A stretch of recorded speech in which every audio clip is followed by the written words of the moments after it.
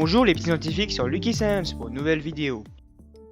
Vous êtes-vous déjà demandé si notre vision est une illusion? Que vous ayez déjà mené la réflexion ou non, aujourd'hui je vais vous faire part de certains arguments en faveur de celle-ci. Nous allons majoritairement aborder l'aspect scientifique de la question, puis pour la première fois sur cette chaîne, je vais prendre une position plus philosophique à la fin de la vidéo. Avant de commencer, je tiens à clarifier certaines choses. Premièrement, par vision, j'entends le sens de la vue chez l'homme particulièrement, le sens qui permet de voir notre monde dans le spectre visible. Deuxièmement, le terme illusion, de la manière que je le vois, signifie une interprétation ou un raisonnement qui peut être faux ou relatif, c'est-à-dire qui dépend du point de vue. Sans plus tarder, je vous souhaite un bon visionnage. Pour le premier argument, nous allons plonger dans le domaine de la physique. Vous n'êtes sûrement pas sans savoir que la lumière visible à nos yeux représente uniquement une partie de l'entièreté du spectre électromagnétique. En réalité, ce spectre s'étend théoriquement de 0 à plus l'infini, qu'importe les mesures utilisées. Cela veut dire que dans l'absolu, étant donné qu'il a une taille infinie, nous pouvons seulement percevoir une portion infiniment ridicule de l'entièreté des longueurs d'onde existantes dans l'univers, tout le reste étant invisible à l'homme. Et même en délimitant les domaines du spectre pour éviter l'intervention de l'infini, d'une fréquence de 300 millions à 10 exposant 20 Hz par exemple, on voit que le spectre visible représente juste environ 0,000405% du spectre entier, ce qui est toujours extrêmement peu. Donc de ce fait, notre vue est très limitée dans la détection des lumières dans l'univers, cette dernière nous cache environ 99,99% des longueurs d'onde possibles, des objets et structures qui se retrouvent donc invisibles à notre œil. Ce qui veut dire qu'on est dans l'incapacité de voir l'entièreté de l'univers et qu'on peut donc mal interpréter notre compréhension de celle-ci. Maintenant, passe au deuxième argument. Vous pensez probablement que le photon est la particule responsable de la lumière. Pour être plus précis, le photon n'est pas réellement une particule, mais plutôt un quantum d'énergie, et plus important, c'est lui qui permet de voir tout simplement. Comme tous les objets, particules, etc., le photon a une vitesse. Elle est d'environ 300 000 km par seconde, qui est la vitesse la plus grande possiblement atteignable dans l'univers. Par conséquent, cela veut dire que la lumière prend toujours un temps mesurable pour aller d'un point A à un point B, du moment que ces deux points ne sont pas confondus. À présent, je vous demande de prendre votre main, contemplez-la dans toute sa splendeur, ses 5 doigts et ses 14 phalanges. Et maintenant, dites-vous que les photons qui partent de votre main et qui arrivent à votre œil prennent un temps. Si on considère que votre main est à 25 cm de vos yeux, alors on peut trouver le temps que prend la lumière pour effectuer le trajet. Environ 8,33 x 10 puissance moins 10 secondes, soit environ 0,833 nanosecondes. Ce qui est certes très peu à notre échelle, mais tout de même notable. Pour certains, cela ne leur procure rien. Je vais donc vous énoncer la définition du présent dans le dictionnaire académique. Le temps contemporain du moment où l'on parle ou d'un moment que l'on prend comme référence. On peut dire que le présent du photon partant de votre main n'est strictement pas le même que le présent du même photon qui arrive dans votre œil. Ce ne sont pas les mêmes moments dans l'absolu. On peut donc en conclure que dans notre vie, il nous est strictement impossible de voir le présent. C'est bon, vous êtes encore là? Moi dans tous les cas je continue. Alors oui, il est vrai qu'à cette échelle, le temps entre ces deux moments est totalement négligeable, et je suis d'accord. En revanche, cela devient vite compréhensible lorsqu'on regarde de plus en plus loin. Par exemple, de la Lune à la Terre, la lumière met environ 1,25 secondes à faire le trajet en moyenne, ce qui est beaucoup plus simple à s'imaginer, mais toujours assez court.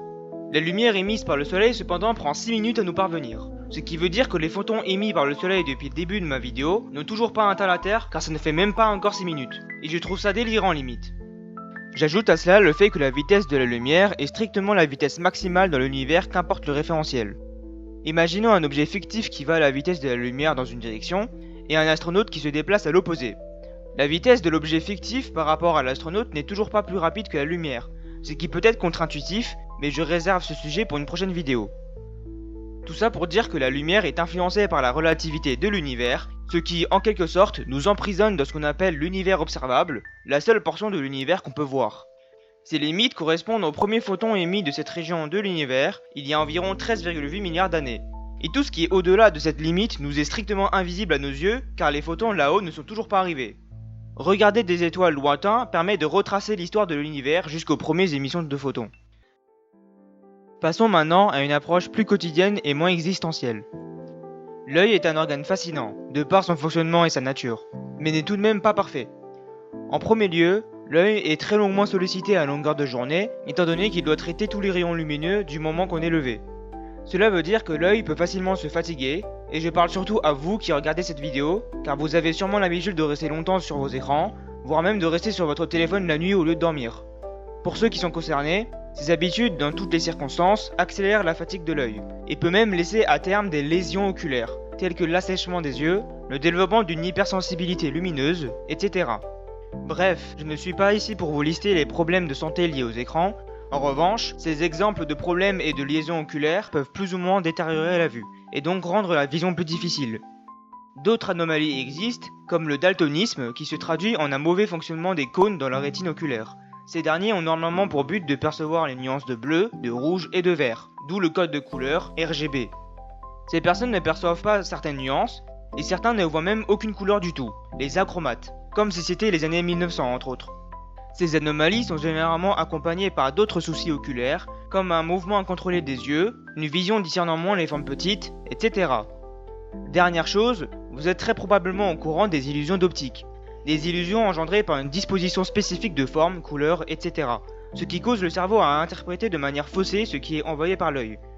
Par exemple, voici un exemple d'illusion à l'écran. Vous avez l'impression que le carré que je déplace change de couleur, alors qu'en fait non, il ne change pas de couleur. Bref, cette longue liste de problèmes liés à l'œil et à la vue montre la vulnérabilité de notre vision, ainsi que les potentielles défaillances que cela peut poser sur celle-ci. Et enfin, au niveau du dernier argument, on va parler couleurs. Les couleurs sont l'interprétation des longueurs d'onde et des rayons par l'œil, qui est généralement limité dans le spectre visible comme dit précédemment.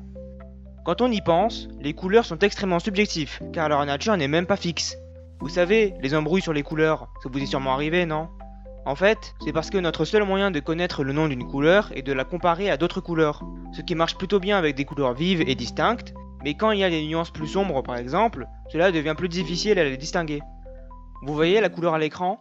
Selon moi, c'est du bleu marine, mais je sais que pour certains, cela peut être du violet foncé. D'ailleurs, les couleurs n'ont même pas de définition rigoureuse dans les dictionnaires, ils arrivent uniquement en les comparant, ou de manière scientifique, avec des longueurs d'onde ou la fréquence comme mentionné précédemment. Là où je veux en venir, c'est que le principe même de couleur est subjectif et dépend des individus. Pas uniquement dans l'aspect intersubjectif, mais aussi dans l'aspect visuel, car différents facteurs peuvent rendre plus difficile la discernation des couleurs, par exemple quand il fait plus sombre, l'humidité, etc. Finalement, qu'est-ce que cette vidéo est censée conclure ?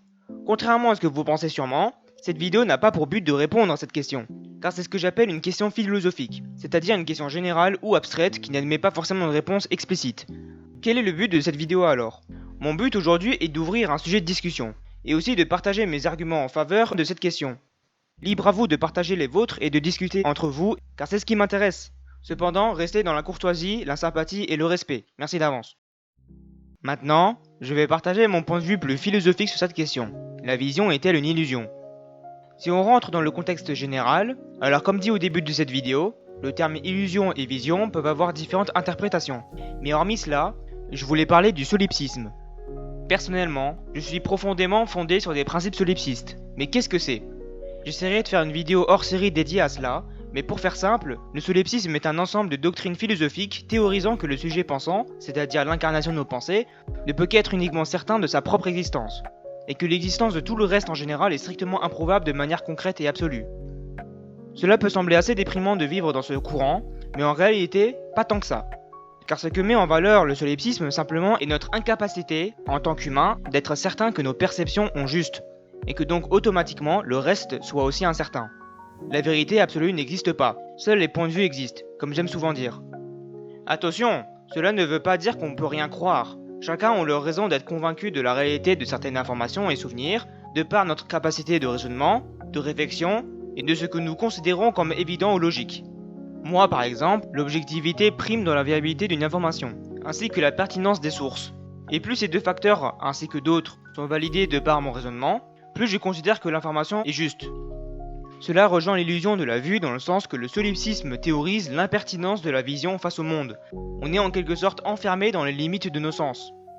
Bref, j'espère que cette vidéo vous a plu. Si c'est le cas, n'hésitez pas à la liker. Et surtout, n'hésitez vraiment pas à discuter en commentaire. Je suis totalement partant et c'est même le but de cette vidéo. Et si vous ne voulez pas rater le fil de publication des vidéos, n'hésitez pas à vous abonner. Sur ce, j'espère que vous allez vous en remettre. Et à bientôt sur Lucky Science.